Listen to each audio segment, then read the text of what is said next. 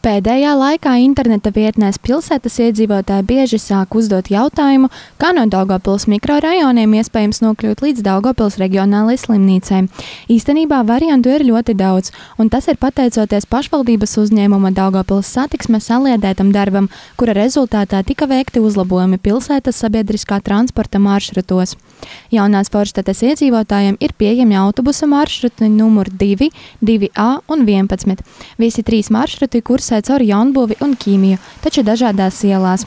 Tie, kas dzīvo Križos un Vectrupos un Neredzīgo ciematā, līdz galvenajam stacionāram var tikt ar autobusu numurs 12A un 12B.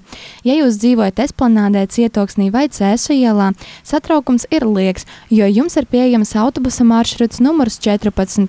Savukārt tie, kas dzīvo Rugeļos, var izmantot autobusu numuru 23, kurš kursē caur Jaunbūves un Ķīmijas mikrorajoniem, kā arī var izmantot tramvajus, kuri kursē pēc maršrutiem numurs 3 un 5.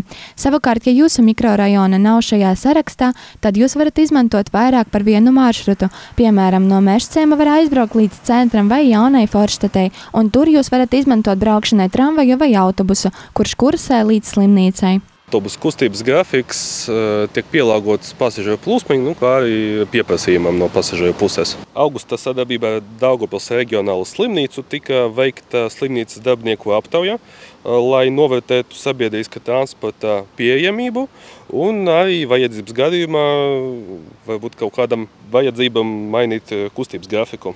Sīkāk ar tramvaju un autobusu maršrutiem un attiešanas laikiem iespējams iepazīties uzņēmuma mājaslapā www.satiksme.daugavpils.lv.